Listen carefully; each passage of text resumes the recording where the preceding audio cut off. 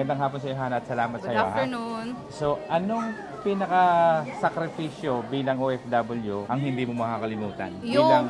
Yung kailangan mo magtrabaho part-time para makabayad ng tuition, which is hindi mo ginagawa sa Pilipinas. Yung malayo ka sa pamilya mo, yung malayo ka sa comfort Sobrang zone mo, sakripisyo, diba? oo, yun. Yun. At saka yung weather, iba yung weather dito, at saka ibang culture. Kailan ka muntik ng sumuko? Yung nung nag-start ako mag-process ng visa, mag-stay dito.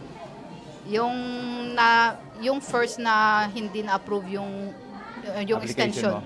Yung application. Yung first na extension. So sa tingin mo parang gusto mo nang umuwi? Gusto ko umuwi. Pero yung alam mo yung parang nandito ka na nga, bakit ka pa uwi? So anong aral ang natutunan mo mula nung nag-abroad ka? Yung pag-handle ng finances mo. Okay. Dapat alam ko na yun before pa. Pero dito, iba yung mindset mo, di ba? Nung nasa Pilipinas, pag okay yung pamilya mo, hindi mo na iisip yung mag-save ka. Kasi akala mo yung pera, papasok ka ng papasok. Pero ngayon dahil pinagtatrabahuan mo na, iba na yung mindset mo. Ano ang panalangin mo sa sarili mo kapag sobrang hirap na? Minsan, kapag nagdadasal ka talagang pagod ka na, ano yung pinapanalangin mo? Yung parang bigyan mo ko ng more strength na para ma-face yung mga challenges dito, na parang yung pagtibayin mo yung faith ko, na hindi kita question sa lahat ng mga nagagawa, yung mga nangyayari sa buhay ko. So yun yung lagi mo dinarasal? Oo. Okay. Pero yung pinagdadasal ko talaga, kuya, yung yung good health na sa family ko, kahit yung pera, wag na. Yung good health ang iba talaga pag may Siyempre, ikaw din dapat lagi ka malakas. Diba? So, anong natutunan mo dito bilang isang OFW ng OFW? Paano ngayon, British citizen ka na, di ba? So, which is sobrang grateful. So, ano yung mga natutunan mo na mga dapat, parang sa akin, natutunan mo siya in the hard way? Yung hindi ka dapat dependent sa, sa isang tao.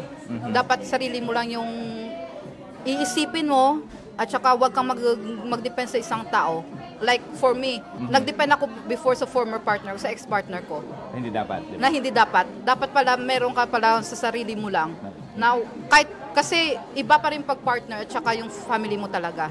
Oo. Galing. Iba yun. Galing. So, ngayon, ano yung pagka-Pinoy na bagay na hanggang ngayon dala-dala mo dito? Yung first, yung salita natin, hindi mo talaga mawawala yun. Okay. Secondly, yung sa banding mo yung sa mga kaibigan mo, yung pagmamahal mo sa pamilya mo, hindi yun talaga mawawala. Okay. Tapos yung bagay na kunyari sa kusina, for example. Sa kusina? Bagay na hindi mo makakalimutan. Nagluluto? Hindi ako nagluluto. Toyo, soka. Ganon. Bagay na... Bagoong. Kanin.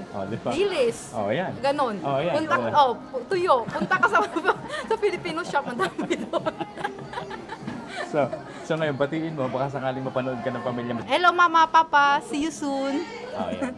Sa tingin mo, sobrang proud nila sa'yo ngayon? Sana. No. Achievement. So, ilan taon ka na dito?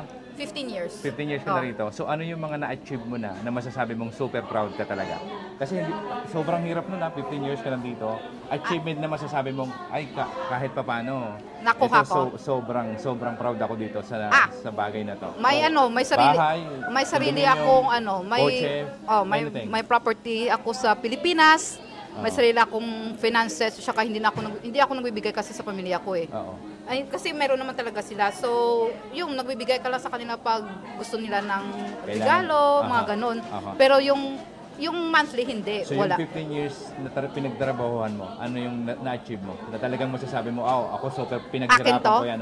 Yung property sa Pilipinas. Ilan yan? 2. 2 kondominium o bahay? Lupa. Wow, wonderful. So, di ba? So, yun yung masasabi mong super proud ka. Ang galing. Salamat na ulit. Salamat, kuya. Salamat. Thank you so much. Salamat po.